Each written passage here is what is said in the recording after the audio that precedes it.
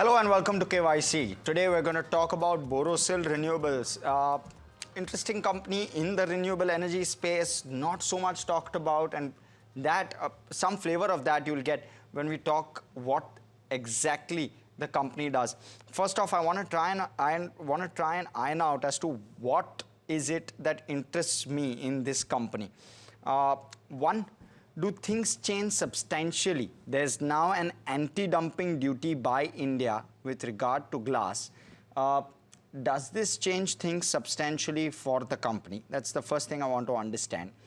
The other piece, there's been a drag over the last couple of years with regard to both top line as well as margins. That's because of pricing. Pricing in India, of course, also under pressure, but now with this anti-dumping duty, India is taken care of, but Borosil Renewables has a global presence. It has a presence in Germany. So I want to understand whether the global presence really, whether the global business actually also changes in any fashion, or whether we are seeing any of those trends play out, because China had cut pricing by 32%, global pricing, last year. Now, with that, you will see pressure on something like a Borosil Renewables. You want to know whether there's been a bit of a pullback from a China pricing standpoint, and therefore will Borosil benefit from this global outlook. The third piece is with regard to growth and margins. Therefore, with all of this playing out on the domestic front as well as on the international front, I want to understand whether anything changes with regard to the growth outlook as well as the margin outlook. Expansion, they are looking to add another 500 tons per day of capacity. They currently have 1,350, so the 500 tons is substantial in that sense. How quickly does that come on stream? How quickly do they set it up? And what are the capex plans like? Last off, I want to understand the domestic industry outlook. There's a large opportunity available domestically. Does that opportunity remain? What is the likelihood of that opportunity remaining? And will they continue to maintain leadership within that space? Now, let's start off by understanding what the company is about. It is the first and the largest solar glass manufacturer in India. We're talking about this big shift towards renewables. Borosil does not manufacture power. It does not generate power. What it does is it manufactures glass, solar glass, which basically is the key ingredient to generating power. And it is the largest of those, and therefore it becomes a very important cog in that entire value chain. Look at the manufacturing capacity it has. It has around 1,350 tons per day of manufacturing capacity. This ensures roughly 8.5 gigawatts of solar power generation for each year of production that they do. They are likely to add another 500 gigawatts. I'll come to that. But before that, out of this 8.5 gigawatts, they have a 2 gigawatt odd presence coming from Germany. So that is the global exposure that the company has. 6.5 gigawatts is the domestic exposure. Of course, outside of that, exports also is a relevant factor. But in Europe, in Germany in particular, this 2 gigawatt capacity is substantial because it could drag the overall balance sheet and the overall numbers for Borosil despite the domestic numbers looking good. So that's something I want to quickly highlight. The last piece is with regard to expansion plans. So they're considering another 500 tons per day of expansion that they are looking for. They've been looking for this since a while now. But in December 2024 was when the Indian government came out with an anti-dumping duty on solar glass, which has in some form or shape reignited this conversation with regard to this expansion. Otherwise, this expansion was actually on the back burner. On the back of this, they're also doing a fundraise. So something to keep in mind, and we'll chat with the management as well. You know, you want to understand what exactly is the outlook, because there's a lot of moving parts here. Now, let's talk a little bit more about the business. We've spoken about the pipeline. Let's talk about the regulatory developments, because that is the other big moving part here. India has imposed anti-dumping duty on solar glass. This happened provisionally in December of 2024, confirmed now in May of 2025. The duty is up to $677 per metric ton on China as well as Vietnam. These are the two countries which are dumping. Duty benefits are to Indian solar manufacturers, and Borosil Renewables is one of those.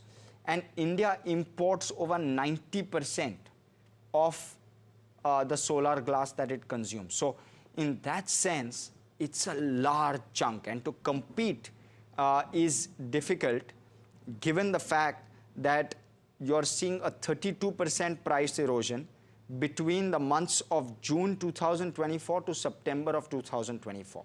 So that was a period where competition was extremely tough for the company, especially. Now, that's broadly setting the context, right? And that kind of gives us an overview on what to expect in terms of numbers while we discuss it. But before that, let's quickly look at the parameters that we'll look at when we look at this company. We'll first look at the opportunity size for a Borosil Renewables, and how well could it play out will obviously depend on execution. But first will be the opportunity. Thereafter, we look at the income statement, balance sheet, cash flow to assess whether that opportunity is something that Borosil is capable of executing on. Thereafter, we look at return ratios, shareholding, street cred, and we look at outlook and valuation, right? So this is how we'll kind of frame it up. Let's first start off with the opportunity, because it's a fabulous opportunity, and I'll break it down the best I can. You know, when you're looking at the overall power market in India, India's power capacity currently is around 475 gigawatts, I beg your pardon. So out of this 475 gigawatts, around 35% odd is now renewable, right? And out of that as well, 106 gigawatts is solar. Solar installed capacity up to FY25.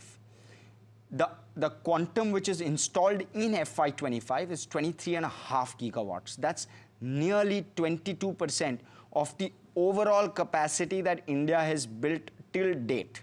22% of that came only in the last 1 year. FY26 solar installation is expected at 35 gigawatts. Okay, so you have a very large opportunity size. And the target till FY30 is to get India's solar capacity to 280 gigawatts, currently at 106, right, at the end of FY25. You're expecting this to go to 280 gigawatts in the next 5 financial years. Let's talk about FY26 now. 35 gigawatts set up in FY26. Let's assume that that happens, and you take the Indian capacity to 140 gigawatts. Then FY27, FY28, FY29 and FY30, in 4 years, you'll have to take that 140 and double it up. So that's a very solid 18% growth rate. And what you're also needing to understand fully is a large chunk of that comes from imports into India. And that import substitution could well be a game changer when it comes to a Borosil Renewables. So even if I'm looking at a 140 gigawatts between FY27 and FY30, that amounts to 35 gigawatts per year. Now let's go back and look at what Borosil Renewables does in terms of capacity. It currently has a capacity of just under 9 gigawatts per year, right? Out of which 2 gigawatts is sitting in Germany. So you have a 6 gigawatt per year of capacity which you're currently playing with. You're going to expand this by 500 tons per day, which could take the capacity up by roughly 3 odd gigawatts. So what you're going to do is you're going to do 9 gigawatts. The requirement is 35 gigawatts, which is 25%. Today too, at 23.5 gigawatts, which they've done in FY25, roughly the capacity sits at 6.5 gigawatts. So they're still doing 25%. So largely, can they maintain their market share? is really the question I'm trying to ask, and that will depend on execution.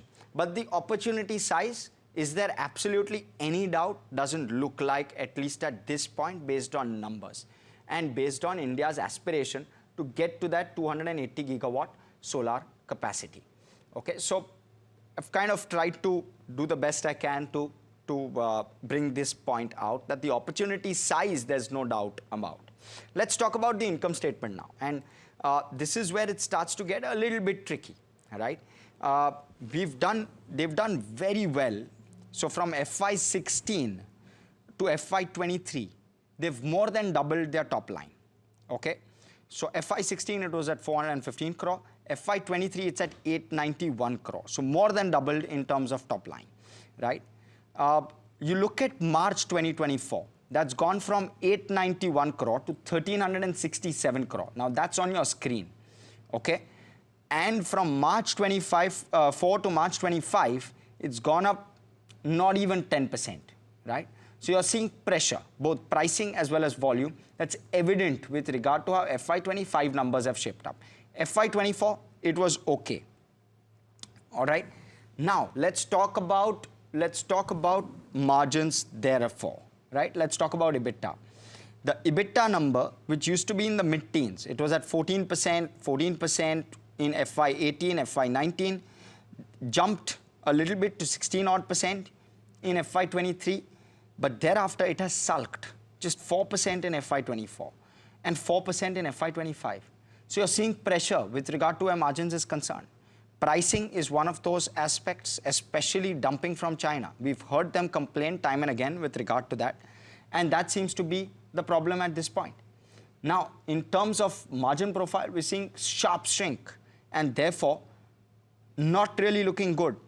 Not surprising, therefore, that they've done actually a negative profit before tax in FY24 and FY25 of 53 and 74 crore each, and they've done negative 50 crore of PAT and negative 87 crore of PAT in FY24 and FY25. So you're seeing clear pressure when it comes to the numbers. Can this improve? Well, we'll have to. There's no big concern with regard to execution, at least as of now. So it seems that this can improve, but how much will be the question. And this is something we'll pose to management, get a better perspective as to how this will play out, because it will be crucial to understand that. So that's on the financials. Look at the financials, they're strained by high solar glass imports, 90% for India. Anti-dumping duty now offers some relief. Hopefully those numbers change. And what you're also seeing is that Q4, you've seen sharp improvements, 32% revenue growth. EBITDA also came up substantially. We've turned positive with regard to EBITDA, 15.5 crore EBITDA versus a loss. Margins have come in at 4%. So you're seeing improvement across the board where Q4 is concerned. Can that sustain will be the question. Now that you have a 5-year term where you have this concern of anti-dumping duty being levied, you're likely going to see positive with regard to this piece. We'll have to wait and watch as to how that plays out.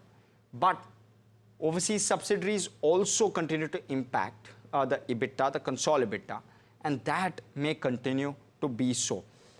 Unless the European Union or Germany in particular incentivizes made in Europe, which is also seemingly in the pipeline. We'll talk about that as well.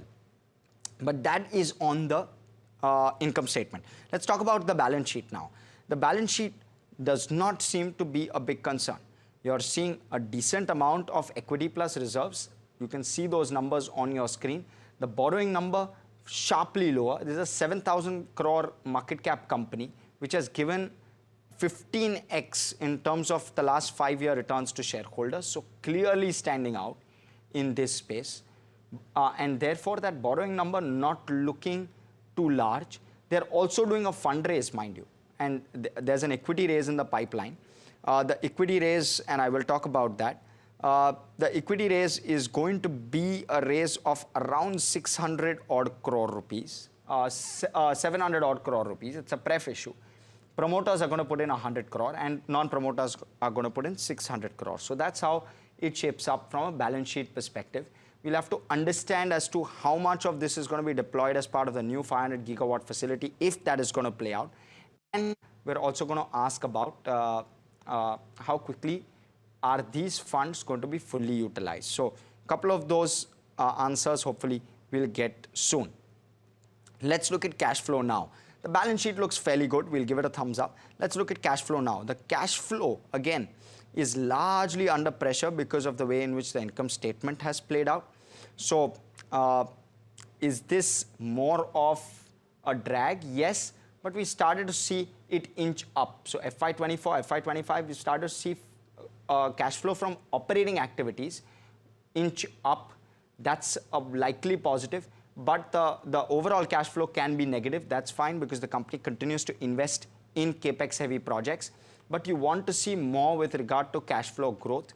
So we want to wait and watch that from here, cash flows essentially go. But that's how the cash flow is stacking up. We'll give this one a neutral.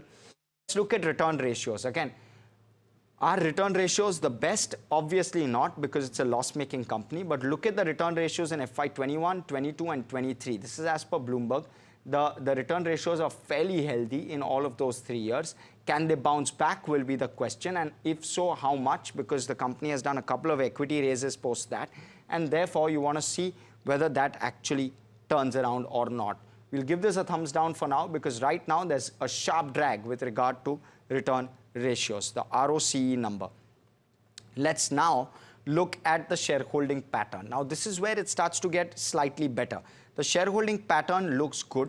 You have promoter holding of 62%, so plenty of skin in the game. FIs far and few, just 4.5 odd percent in terms of FIs. No DIs there. And you have the rest of the shareholding sitting with the public. So that's how it shapes up. We'll give this a thumbs up only from a perspective that plenty of skin in the game, right? When you have such a large promoter holding. So that's the shareholding. That's that. Street cred. Let's look at that. Now, again, very interesting. Despite everything that's played out, last 6 months, it's given a 19% return, right? Last 1 month as well, it's an okay-ish return. Last 1 year is a 7% odd return that the stock has given. And the last 5 years is what really stands out for me. And I'm just going to pull it out. The last 5 years is 15x in terms of its return. But the last 1 month is about 5.5%. The year-to-date period, very, very muted. The stock is actually down a couple of percent. The last 6 months, the stock is up a nice 19 to 20%. Last 1 year, it's up around 8 odd percent. And the last 5 years, it's a 14 bagger. It's 1400% returns is what it's given. So very, very strong returns that the last 5 years have posed. And therefore, it's already been a multi-bagger, but a thumbs up. Okay, so that's how the street cred is looking. There's not much coverage on this counter, mind you. And therefore, street coverage is not really something we're looking into. But let's look at outlook. The outlook and the valuations. Valuations, I'd like to put it out of the way, difficult to determine simply because you have such a massive hole on the P&L and there's so much uncertainty with regard to where margins are going to go that it's difficult to determine where the EBITDA will lie at a normalized steady state, and it's difficult to determine where profitability will lie at a normalized steady state. But that's what we'll speak to management regarding. The FY25 commentary seems to suggest some decency with regard to numbers. The volume has increased by 10% this year. Price has increased by just 2%. They've been able to hold on to pricing. The decline has largely come from European markets. The dumping from China is impacting the demand for the company's product in Europe. The first 8 months, Chinese exporters reduced prices by 32%. This is something I have continuously reiterated. But Q4, sales volume is up 16% and selling price is up 22%. So Q4 is where you're starting to see some green shoots. Can they last? Will be the question. The impact continues with regard to European prices. Prices are down. European business is impacted, and therefore on a console level, those numbers are not reflecting where Borosil Renewables is concerned. So that's how we've stacked it up. Let's look at all of the metrics that we've looked at today, and let's try and give this one our rating before we go across to management and get their outlook as well. There you go. That's opportunity, definitely a thumbs up. Income statement, thumbs down. Balance sheet, thumbs up. Cash flow, neutral. We look at return ratios, thumbs down. Shareholding, thumbs up. Street cred, thumbs up. Valuation, outlook and valuation, neutral. Overall, this gets a 5 out of 8 on our KYC ratings. That's how it stacks up. Let's go across to Pradeep Kumar Kheruka, Chairman, Borosil Renewables, joining us. Good morning, sir. Good having you, pleasure having you here. I want to first start off with the domestic side of things. Are things looking up domestically given this duty that has been levied? Is there more certainty?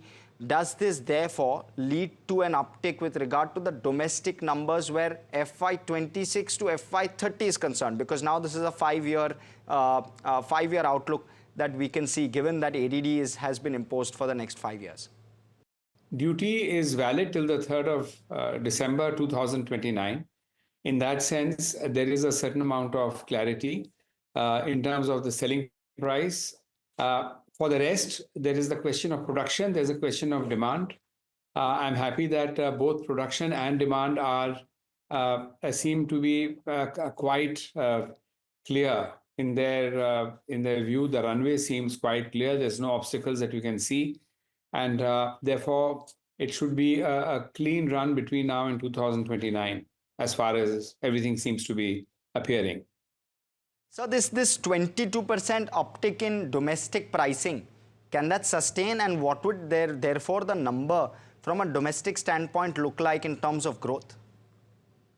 The domestic pricing should sustain. I see no reason why that would not sustain. Sure. There is no doubt that there are other manufacturers who will in time join the group of manufacturers who are already in the market. But I do not see that that should pose any problem for us or for the prices as such.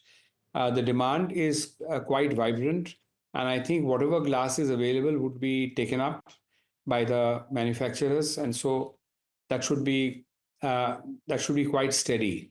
The demand and the selling prices, production, everything. Point taken. So with regard to your overall global context, give us some perspective on that. How's the situation evolving globally? Because one is India, which is protecting your company as well as others, as well as domestic manufacturers. But what's happening in the global context of things? Is pricing getting better there? Yes, I would say that the pricing has not yet got better. However, I can say definitely that the global context, the same mood which is visible across the world now, whether it is in the United States, is also visible in Germany. Germany has had a government with a very difficult coalition, which almost imploded in the end of last year. And there were elections, and the new election, the new parties which are running Germany now onwards are the Christian Democrats and the Social Democrats, both of whom have been the traditional parties to have been running the country for the last several decades, maybe 60, 70 years. I think they have their act together. They have announced that they're going to support production of solar modules in Germany. And the European Union Parliament has already mandated that 40% of all the installations that will be coming up will be in using domestically manufactured modules. So all components and modules that will be manufactured now will be coming from domestic with effect from the 1st of January. So obviously the German government has to work hard to make sure that the production comes up. The good thing about Germany is that the production lines manufacturing modules, which had shut down because of competition, have not been disbanded. So all the production lines are there in place, and it should probably not be very difficult for people to walk in and resume production. What we manufacture there is about 2 gigawatts only of glass. And what has been seen as installations in Europe are 65 gigawatts. If 40% of that comes in from Europe, that would mean 25 gigawatts required, of which we make only 2. So therefore, we do not see any problem in terms of selling glass over there. In fact, if this comes up properly, then the opportunity could be for expansion over there, in fact. Right. So with regard, again, I'll shift back to domestic and the overall outlook. Therefore, we'll just kind of, put this in a nutshell. You're going to add another 500 TPD to your current setup, which That's should likely add 3 gigawatts, if I've got my math right. Please confirm that. So what's the plan here? What's the capex plan? How are you going to fund it? What are you going to do with the fresh equity raise that you're planning? And therefore, what should the outlook with regard to top line and margins be for the next 2 years? Okay, good question. First of all, when we had announced capacity increase, we had sought the board permission for 500 tons. And what I would say is when I've gone around looking at the equipment available, it seems we should be able to make 600 tons from these two lines, but this is not official yet. I have not yet got the approval from the board. So first we need to get board approval, then we need to inform the stock exchange. Only then can I officially say. So for the time being, I shall say that we are looking at a new production facility of 500 tons, which has been approved by the board. And yes, as soon as this comes online, we do not see any problem in selling this entire capacity. Okay, and sir, growth and margins, sir, last, please, just 30 seconds. Yes. So I would say the growth prospects are absolutely full on. As far as margins are concerned, the prices have been improving all the way in the last 2 or 3 months, and now we are nearly at the level of the minimum import price, which should hopefully see us through to about maybe around 30% EBITDA going forward. Excellent. Sir, thank you so much. Great speaking with you. And 30% EBITDA looks very robust. So we look out for that. I look forward to chatting with you. You had asked a question about financing quickly. So yes, the sir. financing, there is, we are looking at internal accruals. We had already given warrants for shares. We expect the money to come in from there. There'll be a certain amount of debt, and that should look after the financing. Awesome. Sir, thank you so much. You know what? We'll catch up in the next quarter or two. I look forward to seeing how this plays out. So, but very interesting. Thank you so much for joining us. Thank you very much. Thank you. And with that, completely out of time, actually, viewers, thanks so much for tuning in.